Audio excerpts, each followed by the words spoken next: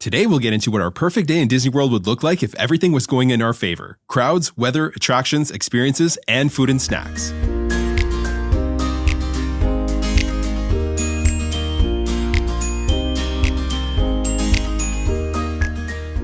Hello and welcome to the Let's Go to Disney podcast. I'm Oliver. And I'm Lucy. Today is Sunday, March 16th, and you're listening to episode 79, The Perfect Disney Day. Before we get into today's main topic, here's what's going on in the parks right now. Last week, we shared some of the news that came out of the South by Southwest, or SXSW conference. And this week, Walt Disney Imagineering released a YouTube episode going into even greater detail on the attractions coming to the parks in the next few years. So we strongly recommend that you go and check that out. This week, Universal Epic Universe released single-day tickets to the general public. Up to this point, they had only been available for Universal Orlando annual pass holders. The ticket start dates are available from June 1st onward, so basically days between May 22nd and May 30th still need multi-day tickets, but that's only a week. A very short amount of time. Exactly, yeah. Price ranges are $139 to $199 per person, depending on the day, obviously with the most expensive days being the busier times like the holidays. Makes sense. Disney released a look at another of the floats coming to the Magic Kingdom's nighttime parade set to debut later this summer. The parade, named Starlight Dream the Night Away, will get a Coco-themed float and, of course, looks absolutely beautiful. They also shared a look at the official parade poster, which highlights some of the other floats that Disney previously announced. We cannot wait to experience this parade, and it'll be so great to have a nighttime parade on the East Coast. We don't have an exact start date yet, but we will update you as soon as we know more. Yeah, exactly. I can't wait for this one. Yeah, it's going to be good. I've never actually seen a nighttime Disney parade. No, I'm sure they'll have lots of lights on them and it'll just twinkle and sparkle, and it'll be wonderful. Yeah, it's going to be amazing. And it finally happened. We're coming at you from our newly reimagined studio in our fully renovated basement, and I couldn't be happier. Our master closet served us well over the last 18 months. And we've said this before, but it actually worked really well because, of the relatively small space and all of the clothes in there. It just kind of naturally acted as a sound dampener. And it was a great environment specifically for recording audio. But we're not mad at all to have the proper space to record in now and, to get our master closet back too. So just to kind of give you an idea, we had a fold-up table in there with a couple of chairs, my computer, our monitor, and basically our mics, my Rodecaster, headphones. It was all neatly organized. It was, yeah. But it did take up quite a bit of space, right? So it's nice to have that space back. And we're not done in here. We'll be decorating and putting up frames and whatnot in the coming days and weeks. So it's going to be in work in progress for the next little bit. I did some test recordings yesterday and I noticed that there was some echo in the recording, which never existed when we were in the closet. So we're actually under a little blanket fort right now. I mounted them on top of my light and my camera tripod to get rid of some of that echo. And we're going to have to look at, soundproofing this room in the near future, something a little bit more permanent. It also doesn't help that it's, completely empty in here except for the desk right now, which also doesn't help. But the silver lining being that we are in the space and that's big and we're really happy with it. Absolutely. And we have a lot of Disney decorations and memories and knickknacks to display down here. So that's actually the fun part now, is personalizing the space to have it exactly the way we want. We're also setting up the living room down here and setting up our TV and sound system and the couches and whatnot. So even when it wasn't finished, we primarily actually watched movies and shows down here nightly. So now that it's finished, we'll be down here every evening for sure. We have a full bathroom now. Yep. So we're really happy with the finished product. It's absolutely perfect for our family. Yeah, exactly. And aside from that, Tuesday morning, we had our 60-day window open for our dining reservations for our upcoming trip in May. So we were up bright and early and ready to go at 4 a.m. our time, which is 6 a.m. Eastern Standard Time. It was nice and early. Yeah, exactly. We got everything we wanted, including the Caring for Giants tour at Animal Kingdom, although not on the day we wanted. True. That was the only pivot we had to make, actually. Animal Kingdom will be our first park day on May 11th, and we wanted to do the tour on that day around 1 or 2 p.m., but they only had the 9 a.m. time available, which didn't work for us because, we go hard in the mornings. Exactly. And we like to get our, not rides over with because we enjoy the rides, but we like to give it our all in the mornings. Yeah, exactly. So we ended up booking it on our rest day, and we're going to head there in the early afternoon for 2 p.m. to do the tour then, which actually, it works out nicely. I think that's just because sometimes you can only be in the pool for so long before you start to get wrinkly, and we're always looking for things to do with the kids. So this is actually a really exciting way. And the kids never actually get to go to Animal Kingdom twice. So that's kind of fun too. You never know. We might get a little ride on Mount Everest too. Yeah, exactly. Right. We weren't intending on that, but it's all good. It's going to work out. It works. Yeah.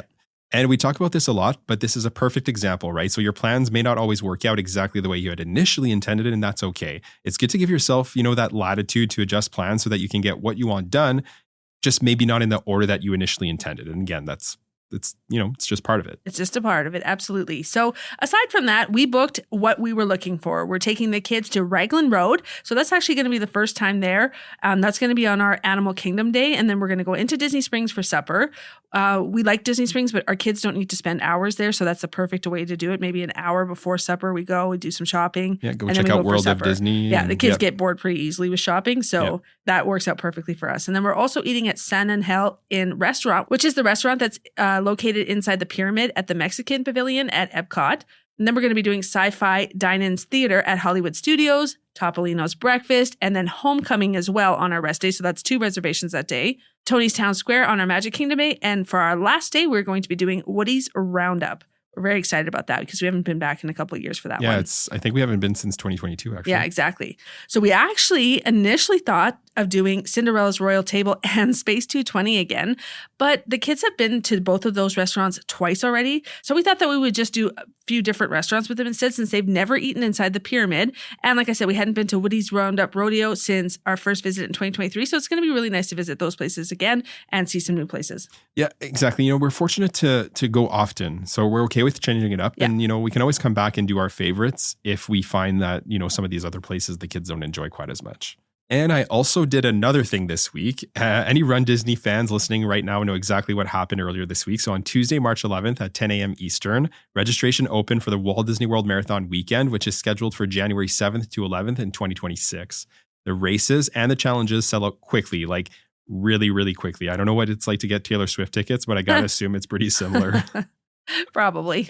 I was online at 7:30 our time, so 9:30 Eastern time, right? Which is a half hour before registration went live. I had my phone, my iPad, my laptop, and my desktop all open, right? So the queue opened right around 9:50, and then it doesn't matter how early you join the queue. When registration opened at 10 a.m., you're randomly inserted into the queue. But if you join the queue once registration opened, you went right to the back. So of the 4 devices I had going, my desktop was the first to drop me into the menu, and actually was the only one to do that. Initially, my wait time was over an hour for each of the 4 screens, and then they all stayed that way basically the whole time except my desktop. So the wait went from over an hour to 48 minutes, and it trickled down from there. It wasn't actually a full 48 minutes. In the end, it was probably closer to 25 minutes, and I was in the menu right around 10:35 a.m.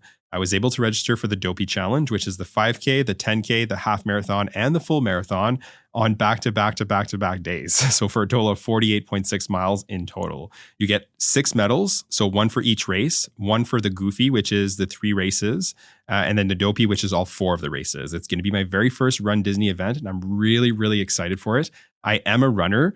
I'm not elite by any means, but I do have like a regular kind of running training program, but I don't usually run anything further than 10K. So I'll be progressively increasing my mileage and start training for those really long distances between now and January 2026. It's going to be a really fun experience, and I'm like really, really excited for it. Yeah, I'm really excited for you too. I know you love running, and obviously you very much love Disney too. So it's the best of both worlds. You're combining both things. So it should be a really great time. And with that being said, let's get into today's main topic, which is our perfect Disney days.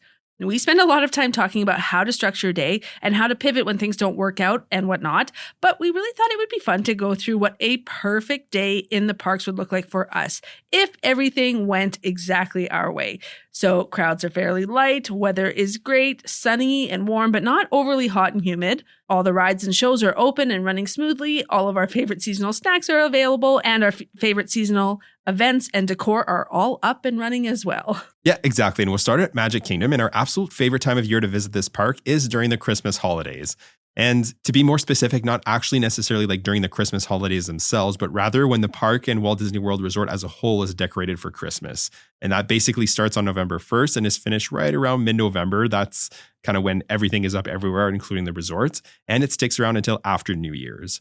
Magic Kingdom is beautiful and hits all the feels at any time of year, but it's even a little bit more magical, or a lot more magical, with the Christmas decorations, yes, I agree right? Completely. Yeah, we love Christmas. So seeing the parks all decked out with a massive tree right in the middle of town square and all the decorations that kind of line Main Street, you really can't beat it. For our perfect day at this time of year, we'd be staying at the Wilderness Lodge for much the same reasons. So the lobby at this resort is just so grand with the exposed wood and the extremely high ceilings. Then again, this is at like any time. The lobby here also gets a massive tree that towers in the center of the space at Christmas, and they have like garland decorations that fill the space, and it just adds so much beauty to an already like super beautiful, gorgeous space. I completely agree. We love the Wilderness Lodge anytime, but again, especially at Christmas. For our perfect day, we'd be up early for rope drop. Yes, we do enjoy the early mornings, even if it would be our perfect day, because we like to get out an early jump on the day. I agree. We would make a pot of coffee in the room before we go. The kids would have, peanut butter toast or cereal to tide them over for the first couple of hours. And we'd be at the bus stop around 90 minutes before early entry. And since it is our perfect day, the bus would arrive right at 7:15. Right on time. And it would get us to Magic Kingdom just a couple of minutes before 7:30. We'd be the first guests let off at the park to go queue at security, and we'd breeze right through there. No one would buzz, and we'd be the very first family at one of the touch points.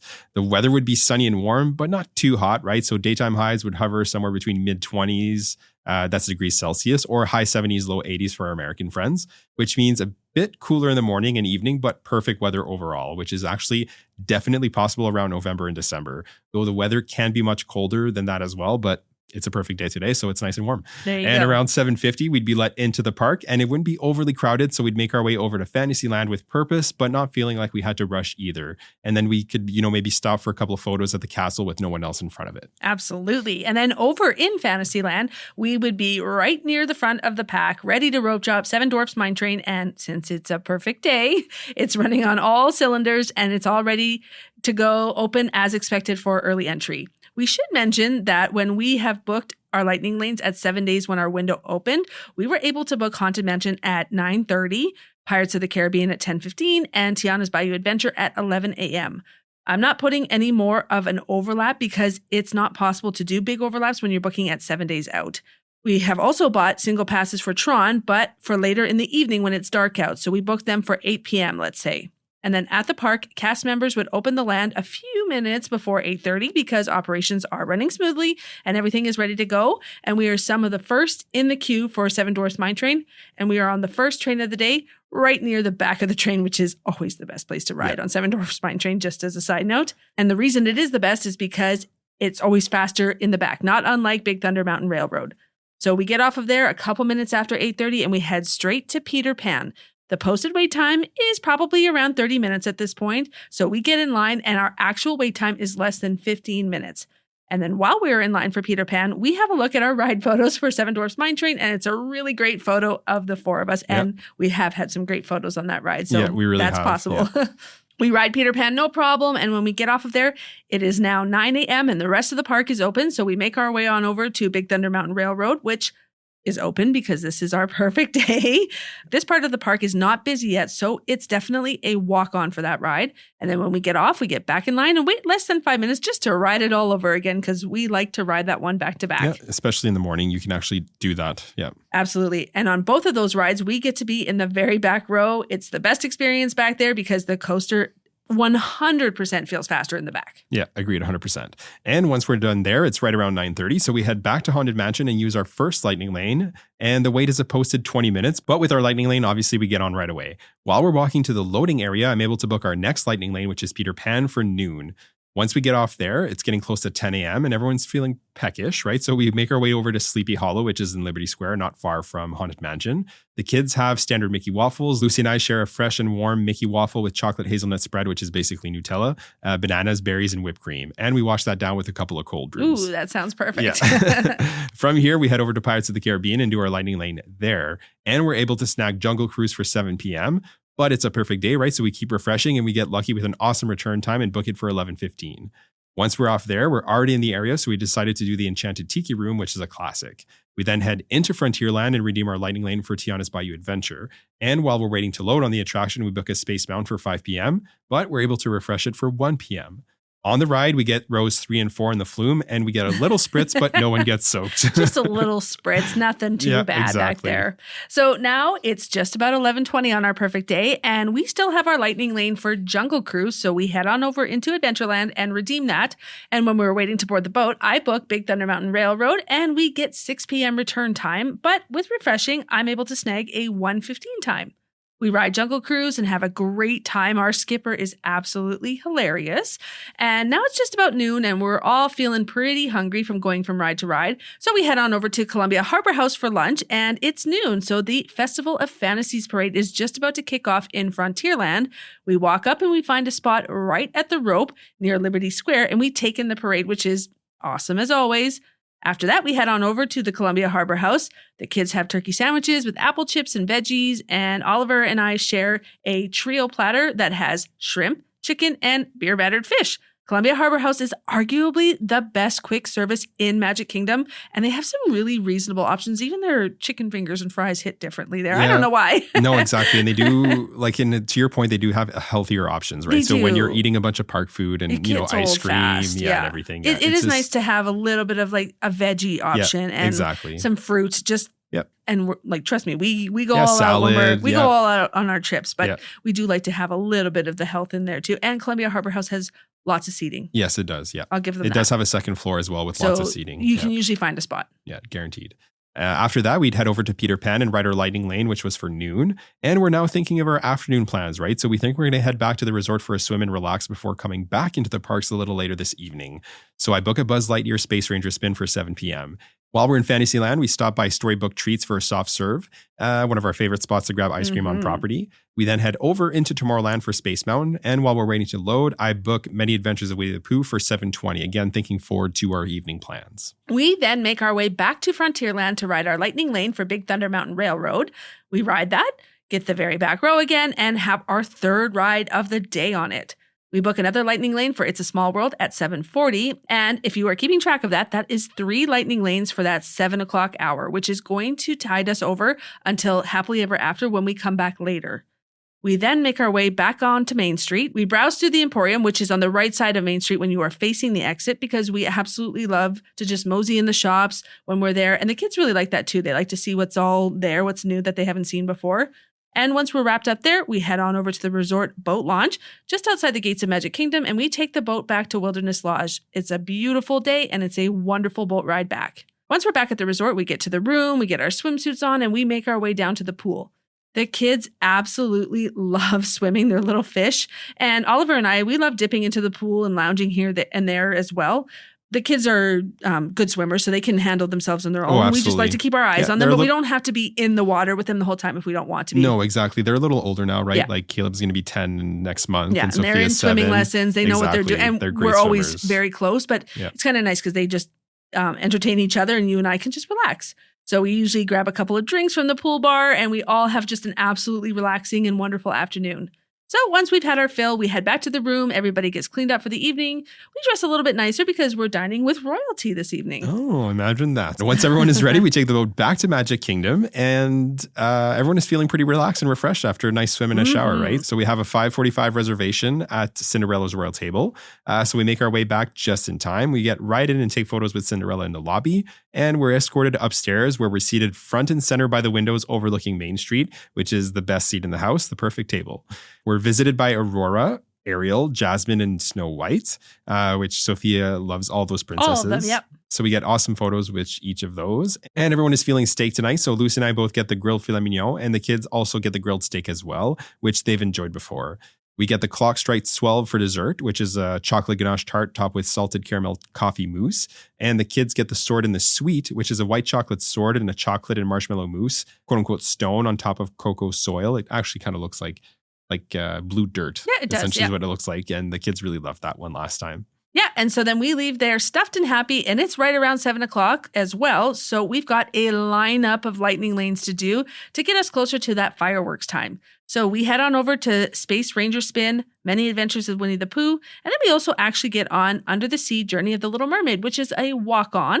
Then we go on over to It's a Small World for our lightning lane before heading on over to Tomorrowland for our late night Tron single pass. Sophia is now tall enough, so she will be on our upcoming trips, and it's dark outside since it's winter, so we have an awesome ride, Sophia's first ride ever, and our PhotoPass photos are wonderful as well. Then we get off of there, we head on over to Main Street Confectionery and grab some sweet snacks. We try that brand new Twix sugar cookie. We've been seeing that all over our Instagram pages. We're 100% going to enjoy that. I know that. And we're going to like it too. Like, you can just tell. Oh, yeah. Like 100%. Yeah. And we scope out the perfect spot near the back of the hub to watch Happily Ever After. The show is great as always and ends right around 9:20. Yeah, exactly. And the kids at this point are exhausted but happy, right? We make our way slowly back down Main Street, checking out the shops as we often do. And once we're back at the front of the park, the initial rush has kind of passed, and there's a bus waiting for us at the Wilderness Lodge stop.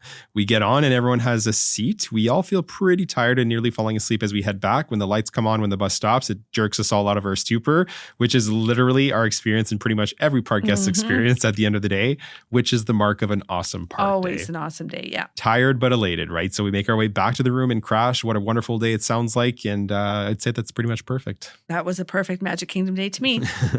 All right, next up for our next day, our perfect day, it's going to be Hollywood Studios. So our favorite time of year to visit Hollywood Studios is also at Christmas time because the park gets some really fun retro decorations straight out of your grandma's house. And it's all amazing. Even old Gertie on Echo Lake there, she gets a Christmas hat and a Christmas ball hanging from her mouth. So our perfect day at Hollywood Studios, we would be staying at Caribbean Beach, which is the perfect base for a Hollywood Studios day.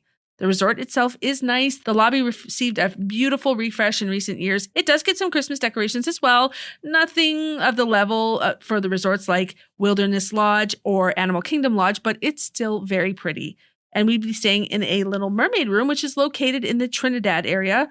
They're kind of far from the main pool and lobby, but not too far from the main Skyliner hub at Caribbean Beach. But to us, they're super cute rooms and we love the look of them, and so do our kids. Yeah, exactly. And we're up bright and early. Again, the kids have a quick bite and we have a coffee to tide us over for the first couple of hours. We head to the Skyliner about an hour and 15 minutes before early entry. Lucy and I grab another coffee from the Joffrey's, which is right next to the Skyliner station there. And we get on a few minutes before 7:30 since everything is running smoothly.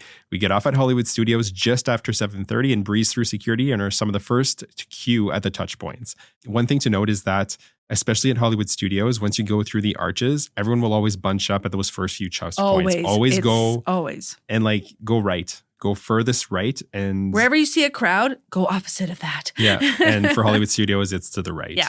And almost certainly you're going to have a lower wait there. I don't think we've ever been more than 10 people behind the touch queue. No, exactly. And at 7 days, we booked Toy Story Mania for 9:30, Tower of Terror for 10:20, and Slinky Dog Dash for 11:10. We also snagged a single pass for Rise of the Resistance at 5 p.m. We are led into the park right around 8 o'clock, and we boogie over to Slinky Dog Dash. We walked fast, and the kids kept up, so we're some of the first in line when we get to Toy Story Land. The attraction is running smoothly, and it's another beautiful day in Bay Lake. The attraction opens a few minutes early at 8:25. Which it has done in the past. Yeah, exactly. So we get the 2 back rows again because it's just a little bit of a wilder ride at the back of the Slinky Dog. And again, we get our PhotoPass photos right away, and it's a really great photo, as always, of the 4 of us.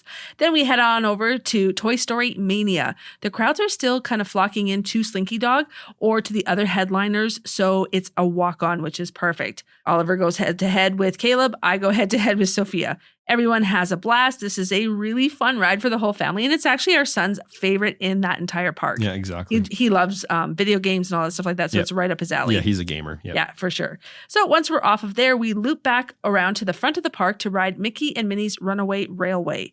It's 8:55 at this point, and the park is just about to open to everyone else.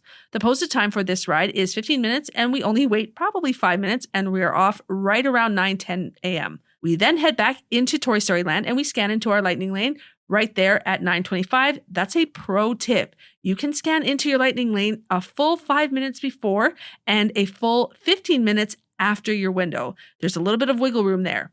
And when we're waiting to board, Oliver books a Lightning Lane for Minnie and Mickey's Runaway Railway for 2 p.m. and we're able to refresh it again for 11 a.m. So remember, that's another key thing. Just because you get that time doesn't mean you can't get a better time. Yeah, and it's not to say that you're always going to get super lucky like we are on our perfect day. No, this is the perfect day, remember. Yeah, but you often will be able to get something absolutely. better. Yeah.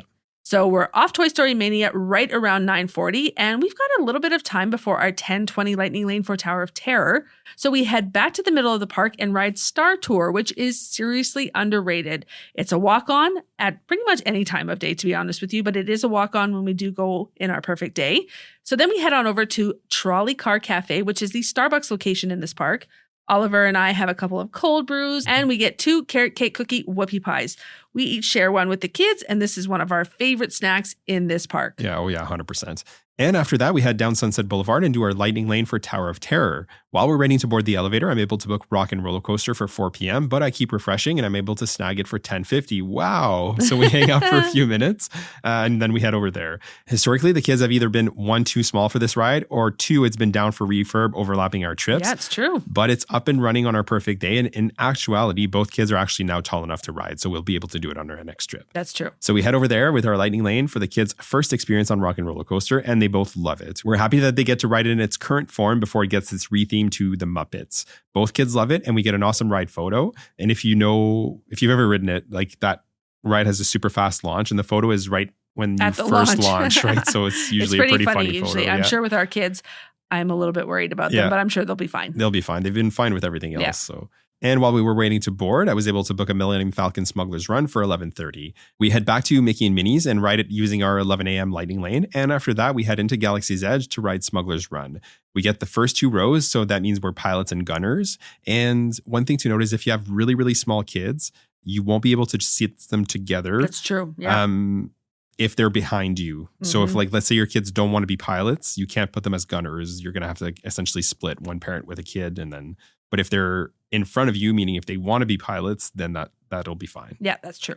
And we have a great time on the ride and are off there right before noon. And if you remember, we still have our outstanding lighting lane for Slinky Dog Dash. But again, you have that hour window, right? So we pop over to Toy Story Land. We ride Slinky Dog a second time using our lighting lane. That's probably my favorite thing about that hour is that you can pivot. Like, you don't have to be there right at the time. I love that you have that hour to use it because things pop up, right? Kids get really starving and they can't hold off any longer. It's nice to have that hour. No, exactly. And then we head over to ABC Commissary for lunch. We love this place because just like Columbia Harbor House over at Magic Kingdom, it does have lighter options, right? So Lucy and I share a Mediterranean salad with bread and hummus, and the kids have ham and cheese sandwiches with apples and carrot sticks. Perfect. We have a 12:30 reservation for Oga's Cantina. The kids absolutely love this place. They love the atmosphere here, so we always like to go there and have a drink. Oliver has the Bespin Fizz. I have the Fuzzy Tauntaun. Caleb has the Hyperdrive, and Sophia has the Jabba Juice. We've all had these before. We all love them, so these are our go-to. And it wouldn't be a perfect day without a Wookiee cookie. So after Oga's Cantina, we head on over to Backlot Express, and we share a couple of Wookiee cookies among the 4 of us.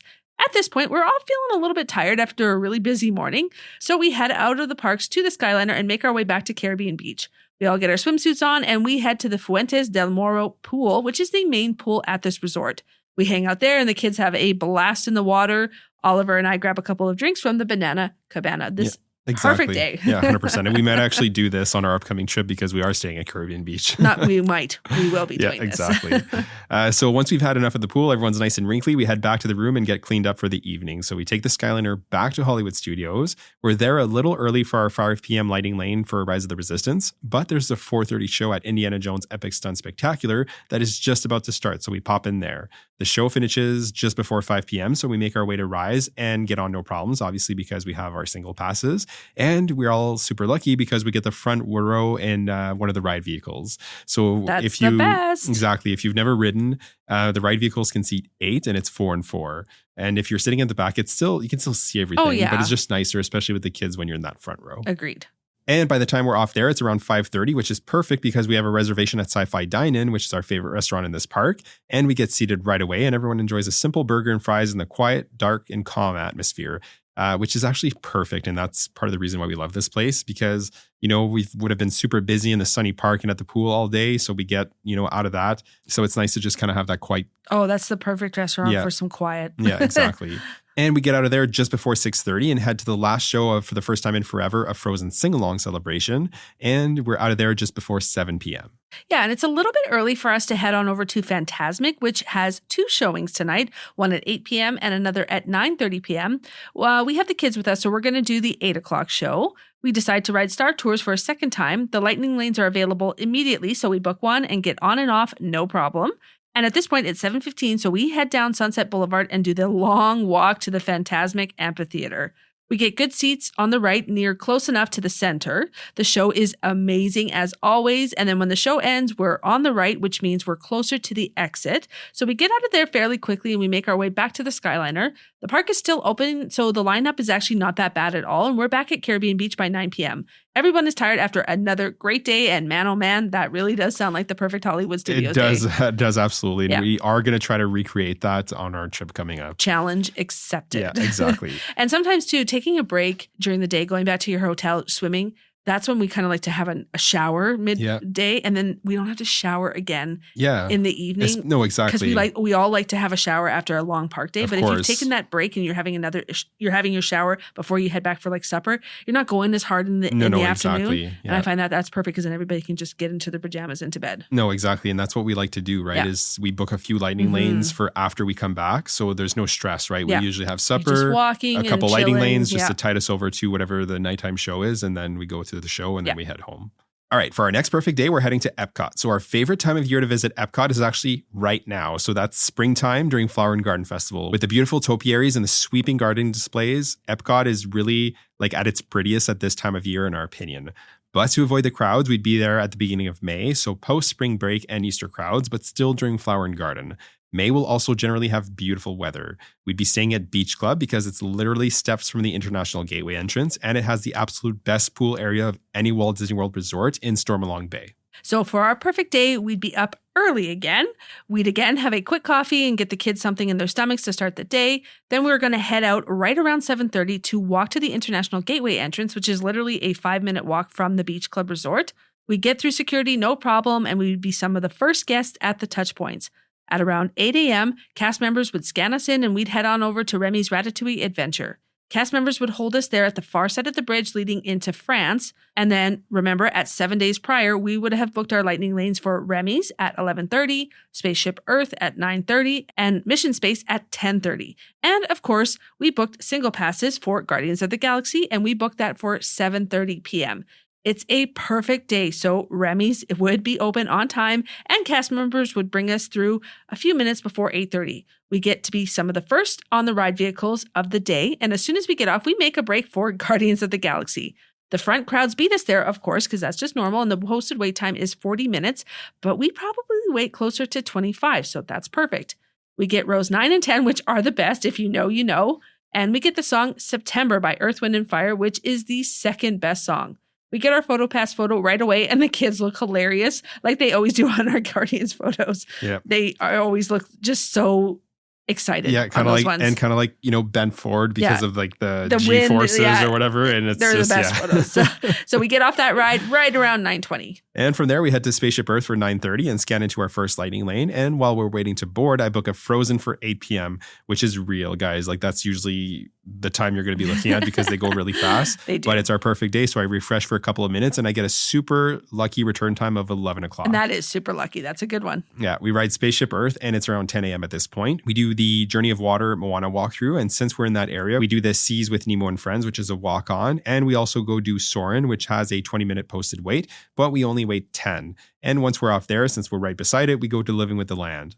At this point, it's 10:30, so we make our way to Mission Space for our 10:30 lightning lane. And while we're waiting, I'm able to book Soarin' for 7 p.m., which we're okay with since we're going to go for a swim in the afternoon. Once we're off there, we make our way to Norway to ride our Frozen Ever After lightning lane for 11 a.m. On our way off that ride, we stop at Kringla Bakery Og Cafe, which is in Norway, for a couple of troll horns, which were just recently made their way back to that menu after being gone for some time. So we share a few of those, and Lucy and I grab a couple of Christoph cafes, which is essentially like a nice coffee with like crushed coffee. Yeah, it's delicious. Dust on top. We really enjoyed that one last time we had it.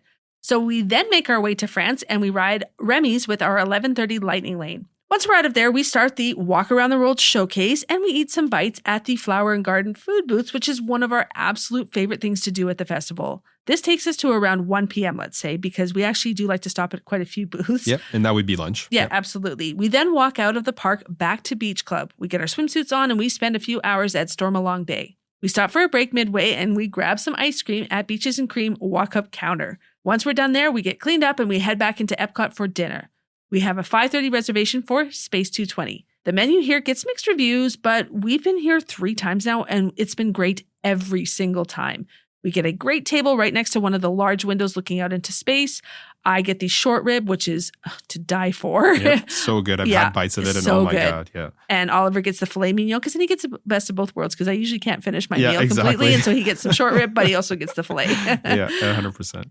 The kids get the smash burger, which they've both had before, and they really loved it. And then after dinner, we head on over to American Gardens Theater for the 6:45 show of the Garden Rocks concert series. We grab some fresh caramel popcorn from Caramel Cucci, and we sit down and enjoy the show. Yeah, exactly. That sounds pretty awesome. I love that caramel popcorn from Caramel Cucci because our kids do too. It's always prepared fresh, so it's still warm. It's like melty almost oh my God, a little bit. Yeah, 100%. I'm craving that right now. May will be here before you know. Yeah, exactly. After that, it's close to 7:15, so we make our way to the Land Pavilion for our Lightning Lane for Soarin'. And once we're done there, we head to Guardians to do our 7:30 single pass. But it's closer to 8 at this point. We get rows 9 and 10 again, and with the song I Ran, which is my favorite. At this point, it's around 8:15, so we head to France and grab some crottes glacées, which is essentially ice cream and your choice of sauce pressed in a warm brioche bun. Sweet and savory, and it's all delicious. We find a spot along the railing in France to watch Luminous from while we enjoy our snacks. Luminous starts at 9 o'clock, and it's a great show as always. When it ends, we're not in a rush because, well, we're like right near the International Gateway entrance, and we don't have to worry about transportation because we're staying at Beach Club. So perfect. That just takes off a level. Not that getting back is stressful, but it is crowded a lot of the time. So just to be able to walk 5 minutes. Exactly. Oh, and like Beach Club is literally, it's the closest resort to the International Gateway entrance. So we literally walk right back there. The next day would be a rest day. So we'd get our swimsuits back on and go for a late night swim at Stormalong Bay and close out the day there. Again, this sounds like the absolute perfect Epcot day. Absolutely. And as our kids are getting older, we don't like the first time we went, we were very worried about, oh God, they're out too late. Like we were just nervous because we had never been there with them before. They're getting so much older, so much more capable of handling later nights. Exactly. So for us, it's just like the perfect time to be going with them all the time. Exactly. Yeah. And like swimming, maybe a little bit later in the evening. We would never have done that the first time. No, exactly. And checking out, Luminous and staying Fantasmic, for everything. Happily Ever After. Exactly. This round, I think we're pretty excited. They're at a great age. Yeah, exactly. And last but certainly not least, our perfect day at Animal Kingdom. For this time of year, we're going to be heading back to the Christmas season. Animal Kingdom does get Christmas decorations as well, but the main reason for this is twofold.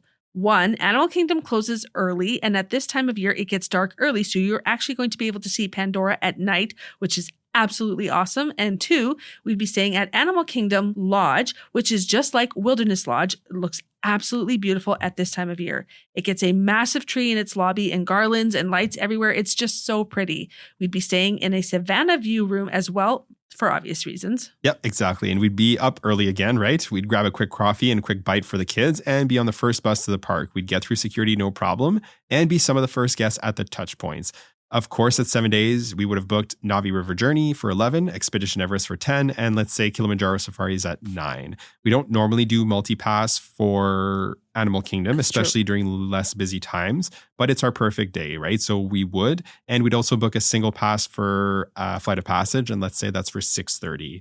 Unlike the other parks, Animal Kingdom normally opens at 8 a.m., not 9 a.m., and it closes earlier as well, which is usually somewhere between 6 and 8 p.m., depending on the day and the time of year. So around 7 a.m., we'd be led into the park and head straight to Pandora, and we'd be right near the front of the pack. Around 7:20, cast members would take us forward and toward the attraction, and we'd be some of the first guests to ride Flight of Passage for the day. Absolutely. And then once we were off of there, we would walk right next door to Navi River Journey.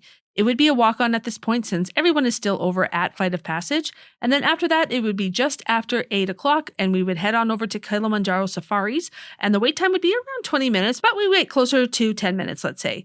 And by the time we are off, it's closer to our lightning lane for the safaris, so we have a little bit of time. So we head on over to Expedition Everest, and it's only showing a 5-minute wait. So we ride it twice back to back. We love to do that one back to back. Exactly. It's so fun. Especially early in the morning. Absolutely. And then after that, we make our way back to Africa, and we ride the safaris for the second time with our lightning lane. It's better to do it earlier in the day because the animals tend to actually be more active earlier in the morning, and both ride-throughs go perfectly. While we're waiting to board, we book a lightning lane for Dinosaur at 10:30 a.m. And then after that, we head on over to Creature Comforts, which is the Starbucks location in this park, and we grab a couple of coffees. And then from there, we head to the 10 o'clock showing of Festival of the Lion King, which might be the best show across the 4 parks. Agreed. It's so good. It's so good. This show ends right at 10:30, so we head on over back to Asia for our lightning lane for Expedition Everest. Once we're out of there, we head on over to Dinoland USA and we catch the 11 o'clock showing of Finding Nemo, The Big Blue and Beyond, which is also a wonderful show. Also really good, yeah. Both really good shows. Excellent there in Animal shows, Kingdom. yeah, absolutely. Then we head on over to our Lightning Lane for Dinosaur. At this point, everyone's feeling pretty hungry, so we head into Pandora and we do our Lightning Lane for Navi River Journey quickly before heading for lunch. Yeah, exactly. We grab lunch at Satu'li Canteen right there in Pandora, and the kids get the cheese quesadillas, which they love, and Lucy and I get the cheeseburger pods with veggie chips. Once we're done there, we head over to Nomad Lounge, and we don't have to wait because it's a perfect day, and have an early afternoon drink and dessert. Lucy gets a sangria, I get the High Tower Rocks, and the kids have juice, and we all share a couple of orders of churros. Before we leave for our afternoon swim, we head to Asia again and ride Kali River Rapids with a lightning lane. Okay, now it's a warm and sunny day, and we're lucky we don't get completely soaked, which isn't real because That's not reality at all. Anytime you go on Kali River Rapids, you will get soaked. That's right? probably the biggest lie we've told today. Right, but we're doing it on the way out of the parks, and we're going swimming anyway. But we stop and check out the Mercantile, as we like to always do before going to grab the bus. After that, we make our way back to the bus stop, and we get lucky because a bus is pulling up right when we arrive. We make it back to Animal Kingdom Lodge, we get our swimsuits on, and we head for an afternoon dip. We enjoy some fun at the pool for the most of the afternoon, and then after that, we get cleaned up and we head to Kidani Village area of the resort for a 5 o'clock dinner at Sanaa. We all share the absolutely delicious bread service here. Oliver and I both get the Zanzibari vegetable curry with chicken, and the kids get cheese pizzas. That curry is absolutely delicious. Oh, so good. So good. Yep. For dessert, we head back over to Jamba House, which is the main building, and grab some zebra domes from the Mara. A pack come with 4, so we each have one. But one is never enough for Oliver, so we grab 2 Yeah, packs. we grab another pack, and I eat that pack for myself. Yes. You will put it in the fridge and snack on it throughout the week. No, exactly. That's usually what I do. Anyways, we take those back to the bus stop, and we head back to Animal Kingdom. It's right around 6:15, and it's getting dark, so Pandora is all lit up with the fluorescence everywhere. And we do our 6:30 lightning lane for Flight of Passage, the single pass essentially. Then we head back to Discovery Island, which is the hub for that park, for the Tree of Life Awakenings Holiday Edition, which is only happening at this time of year and when it's dark enough outside. So really you have to be there during the holiday season. We then grab the bus back to Animal Kingdom Lodge, and it's still relatively early, so we get our swimsuits back on and we have a nice evening swim before calling it a night. And that's it. This is what our perfect days in each part would look like when we go just the 4 of us, right? It's not really that much of a departure from how we structure our days on any given trip.